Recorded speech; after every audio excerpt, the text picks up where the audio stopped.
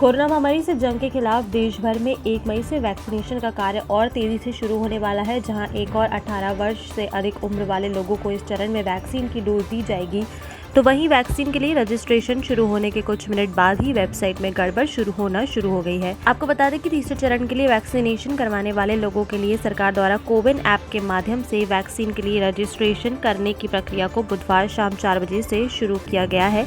लेकिन प्रक्रिया शुरू होने से पहले ही अप्लाई करने से पहले ही लोगों को साइट में कई दिक्कतें आने के कारण सर्वर ठप होने की समस्या सामने आई है। देश भर में कोरोना महामारी ने रफ्तार पकड़ ली है। महामारी की दूसरी लहर ने एक बार फिर से आम जनजीवन अस्त व्यस्त कर दिया है। वहीं महामारी के इस दौर में जहां ऑनलाइन क्लासेस और कोर्सेज को काफ़ी ज़्यादा महत्व मिलना शुरू हुआ था, वहीं अब ऑनलाइन क्लासेस पर भी कोरोना का असर दिखने लगा है और अब ऑनलाइन क्लासेस को बंद करने का फैसला किया गया है।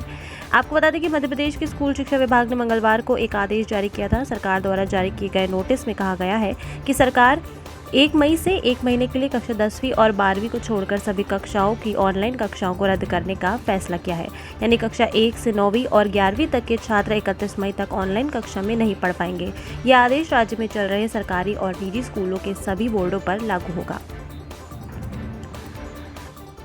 मध्य प्रदेश के दमोह जिले की पथरिया विधानसभा से एक ऐसी तस्वीर सामने आई है। यहाँ एक महिला को समय पर इलाज नहीं मिलने के चलते मौत हो गई थी। महिला की मौत के बाद बेबस बेटे ने जब अपनी मां के शव को घर ले जाना चाहा तो उसे एम्बुलेंस नहीं मिली, जिसके बाद बेटे को कुछ नहीं सूझा तो अपनी मां के शव को ठेले पर रखकर घर लेकर आता है। मिली जानकारी के अनुसार दमोह जिले के पथरिया की रहने वाली कलावती की अचानक तबीयत बिगड़ गई थी, जिसके बाद महिला का बेटा उसे स्वास्थ्य केंद्र लेकर आया, लेकिन स्वास्थ्य केंद्र में समय पर इलाज नहीं मिलने के चलते महिला की मौत हो गई। मां की मौत के बाद परिजनों ने शव को घर ले जाने के लिए कई घंटों तक एम्बुलेंस का इंतजार किया, लेकिन उन्हें एम्बुलेंस नहीं मिली, जिसके बाद बेटे को अपनी मां के शव को ठेले पर रखकर घर ले जाना पड़ा। साउथ इंडियन सिनेमा के शानदार एक्टर्स में से एक अल्लू अर्जुन कोरोना महामारी की चपेट में आ गए हैं। सुपरस्टार अल्लू अर्जुन ने खुद इस बात की जानकारी अपने सोशल मीडिया अकाउंट से साझा करते हुए बताई है। अल्लू अर्जुन ने बताया है कि उनकी कोरोना रिपोर्ट पॉजिटिव आई है और उन्होंने खुद को घर पर ही आइसोलेट कर लिया है। एक्टर अल्लू अर्जुन ने सोशल मीडिया अकाउंट से जानकारी साझा करते हुए लिखा है कि मैं हाल ही में कोरोना पॉजिटिव पाया गया हूँ। सभी प्रोटोकॉल्स का पालन करते हुए मैंने खुद को घर पर ही आइसोलेट कर लिया है। जो भी बीते कुछ दिनों में मेरे संपर्क में आए हों वो सभी अपना टेस्ट कराएं और अपना ध्यान रखें। देश में कोरोना महामारी की दूसरी लहर के कारण कई राज्यों और शहरों में लॉकडाउन या फिर कोरोना कर्फ्यू लागू है। तेजी से फैलती महामारी के कारण जहां स्थितियां बिगड़ती जा रही हैं, वहीं अब देश के 150 जिलों में संक्रमण की रफ्तार को रोकने को लेकर बड़ा फैसला लेने की तैयारी की जा रही है। मीडिया रिपोर्ट्स के अनुसार कोरोना महामारी की रफ्तार को काबू में करने के लिए केंद्र सरकार ने इस संदर्भ में एक प्रस्ताव भी तैयार कर लिया है। बताया जा रहा है कि इस प्रस्ताव में उन राज्यों या फिर जिलों में सख्त लॉकडाउन लगाने के आदेश दिए गए हैं जहां पर कोरोना की स्थिति काफी संवेदनशील बनी हुई है। हालांकि इस लॉकडाउन के समय में जरूरी सेवाओं में छूट दी जाएगी। कोरोना महामारी की चपेट में आने से एक और बड़े नेता का निधन हो गया है। कांग्रेस पार्टी के दिग्गज नेता और मुंबई के पूर्व सांसद रह चुके एकनाथ गायकवाड़ का कोरोना महामारी की चपेट में आने के बाद निधन हो गया।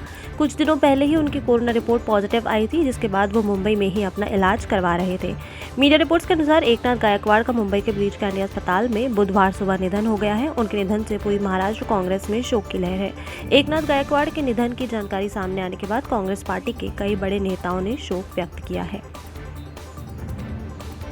भारत के पूर्वोत्तर राज्य असम में एक तरफ कोरोना महामारी तबाही मचा रही है, तो वहीं दूसरी तरफ आज सुबह आए भूकंप के झटकों ने लोगों को डरा कर रख दिया है।